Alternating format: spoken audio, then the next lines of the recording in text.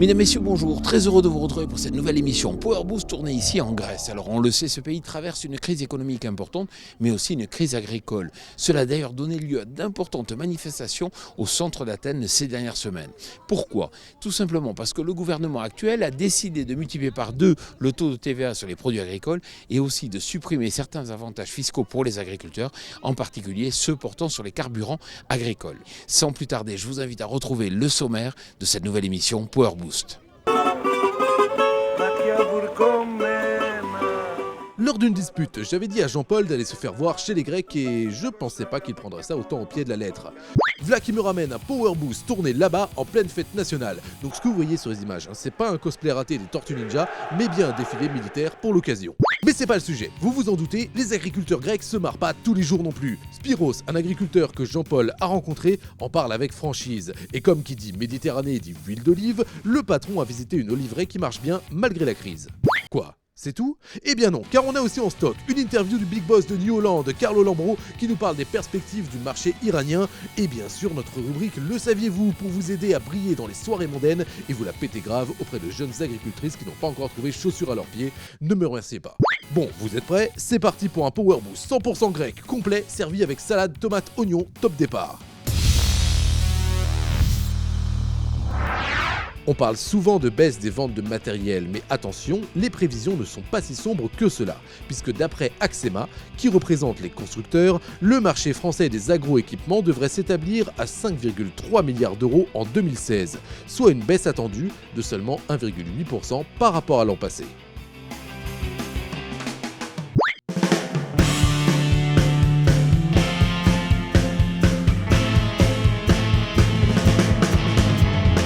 Voilà, je vous retrouve ici à Marathon, c'est à 1 heure environ à l'est d'Athènes. C'est ici d'ailleurs que partent toutes les flammes pour tous les marathons, tout autour de la Terre. Alors on va aller à la rencontre d'un agriculteur, c'est un maraîcher, puis aussi éleveur de chèvres et de moutons. Il s'agit de Spiros. Et vous allez voir que face à la crise, il a su s'adapter, déjà en ne vendant plus aux grandes surfaces, mais surtout en faisant de la vente directe.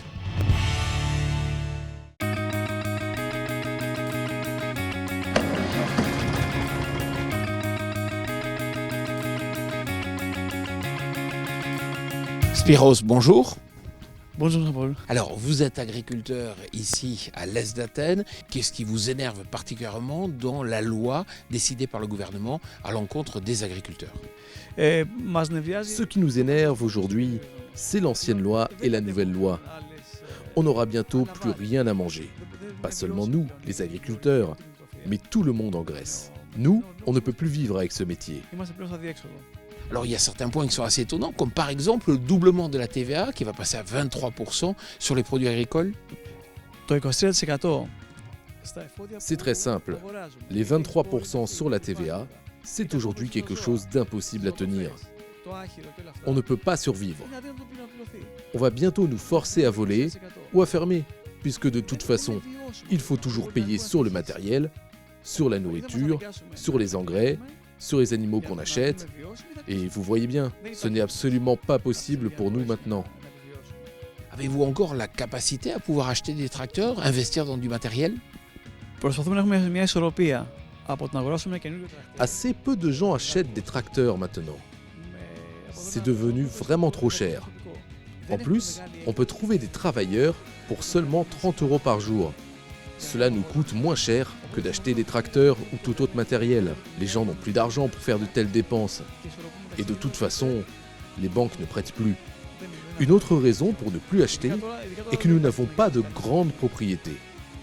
Donc on n'a pas besoin d'acheter trop de matériel en ce moment. Alors aujourd'hui, il faut vous adapter et une des façons que vous avez eu, vous, de vous adapter, c'est d'aller de plus en plus vers la vente directe et de vendre de moins en moins au supermarché. Pourquoi ? J'ai cessé de vendre pour les supermarchés, puisque le paiement est fait dans les 6 prochains mois. Je travaille maintenant directement avec ma clientèle qui me paye en cash, ce qui me permet de travailler régulièrement. Je préfère en fait ne plus du tout travailler avec les supermarchés. Mais aujourd'hui, il faut encore peut-être acheter des terres. D'ailleurs, est-ce qu'il y a un marché du foncier ? Et puis, combien gagne en moyenne un agriculteur grec ? Le revenu moyen d'un agriculteur aujourd'hui serait dans une fourchette de 10 000 à 15 000 euros par an. Mais il faut savoir qu'il y a des gens qui vivent avec 100 000 euros par an et d'autres avec seulement 4 000 euros par an. Spiros, merci beaucoup de nous avoir accueillis ici sur votre exploitation en Grèce. Merci. Merci. Merci.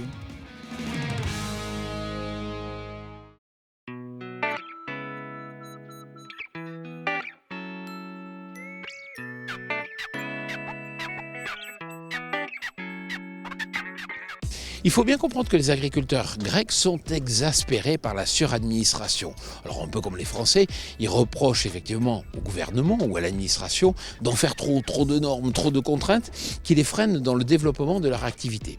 Mais aussi, ils reprochent au gouvernement grec une forme de flou artistique, une forme de désorganisation de l'État qui fait qu'ils ne savent jamais réellement s'ils sont bien dans la légalité ou pas pour leurs diverses activités. Alors à présent, on va changer totalement de sujet. On va retrouver une interview de Carlo Lambros, c'est le grand patron de New Holland Monde. Il va nous expliquer pourquoi le marché des matériels en Iran devient réellement stratégique. L'année 2015 a été difficile pour CNH. Le chiffre d'affaires de la section agricole du groupe a chuté de 25% environ. C'est pourquoi pour 2016, le constructeur italien compte s'orienter vers de nouveaux marchés. Quelques pays d'Amérique du Sud ouvrent de belles perspectives, mais Carlo Lambros, président de New Holland, voit surtout l'Iran d'un bon œil pour le marché du géant italien.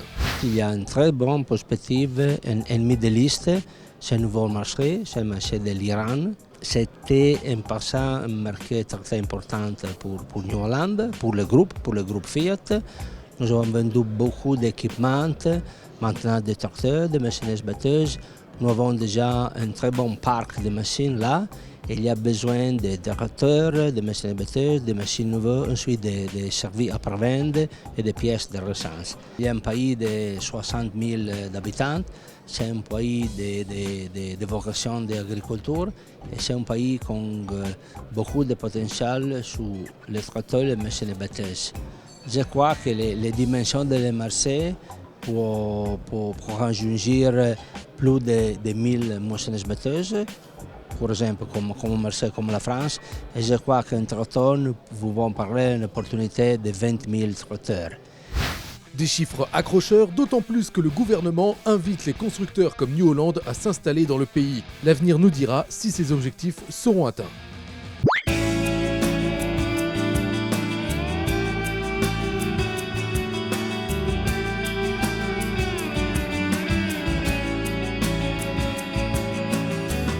Voilà, je vous retrouve ici sur le canal de Corinthe. Alors ce canal a été construit à la fin du 19e siècle pour éviter aux marins de devoir contourner le Péloponnèse. Alors si je suis ici, c'est que justement on va poursuivre sur la filière huile d'olive en visitant une exploitation du Péloponnèse.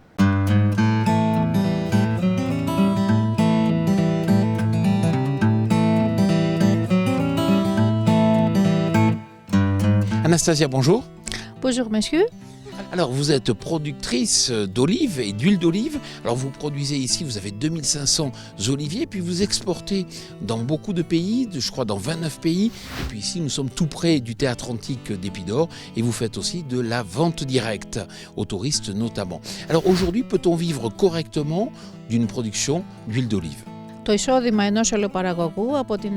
Non, le revenu d'un producteur d'olives n'est pas suffisant pour couvrir ses besoins. Tout au plus, les revenus permettent de couvrir la moitié des frais nécessaires. Un producteur doit généralement avoir une activité complémentaire pour s'en sortir. Alors ce qui est étonnant, c'est qu'aujourd'hui, il y a beaucoup de jeunes des villes qui s'intéressent à l'agriculture.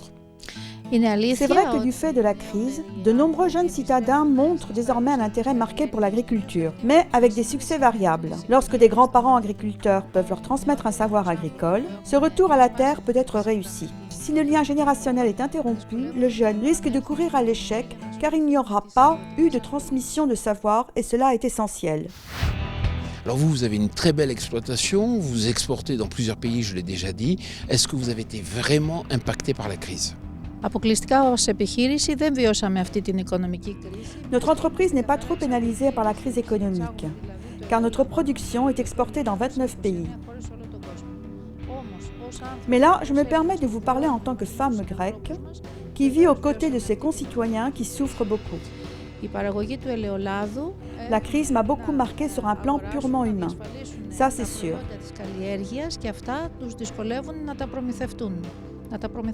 Mais sur un plan agricole, il est clair que ce sont les petits producteurs d'olives qui sont les plus pénalisés. Alors vous le savez, en France aussi, les agriculteurs, c'est souvent difficile pour eux, leur quotidien, leur activité économique, chez vous aussi. Concrètement, que faut-il demander aux politiques, que faut-il faire pour s'en sortir ? Ce que je pense, c'est que les politiques font de nous, les agriculteurs, des numéros plutôt que des hommes.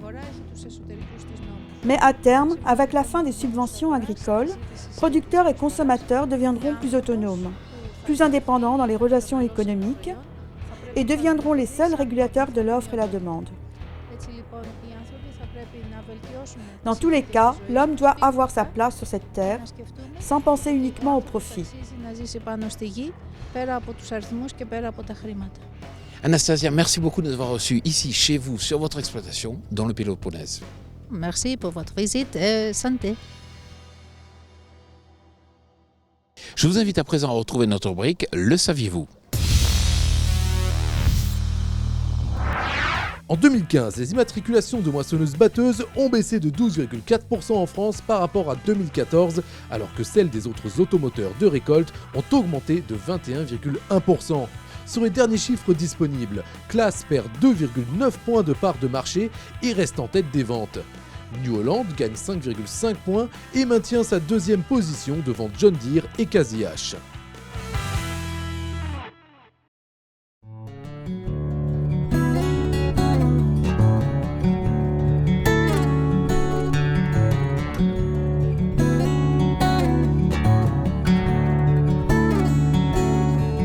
Voilà, notre émission Power Boost tournée en Grèce touche à sa fin. Vous savez que pour tout ce qui est innovation, c'est sur notre média partenaire Agriculture et Nouvelles Technologies qu'il faut aller. Et puis vous pouvez nous retrouver aussi sur notre chaîne YouTube. Je vous souhaite une excellente semaine.